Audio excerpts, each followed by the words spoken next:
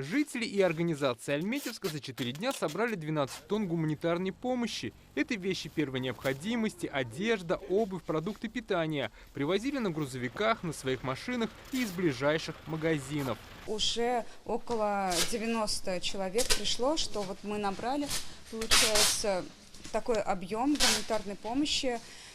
Приходили как жители непосредственно, бабушки в первую очередь откликнулись, так и благотворительный фонд «Ансар», благотворительный фонд «Доброе сердце» помогли в сборе гуманитарной помощи. По поручению главы района этой ночью в Оренбург отправили 10 тонн питьевой воды и 5 надувных лодок. Помочь с упаковкой и погрузкой вызвались волонтеры. Как говорит студент Никита Ульянов, он приехал сразу же, как узнал, что нужна помощь. Доброта вообще, она важна среди людей, потому что если ты сейчас поможешь себе в будущем бумерангом, это может вернуться как бы.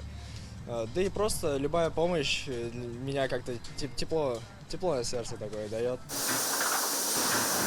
Из Лениногорска отправили 20-тонную фуру с питьевой водой. Более 3000 пятилитровых бутылей безвозмездно предоставил местный завод.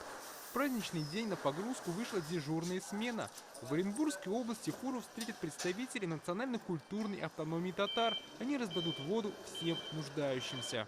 Испокон веку повелось так, что наше общество, наши народы помогают тем, кто попал в беду. В прошлом году это были деревни Курганской области, когда выгорели несколько населенных пунктов, и Всемирный конгресс татар тоже помогал восстанавливать жилище, помогал восстанавливать инфраструктуру. В этом году в беде Оренбургская область.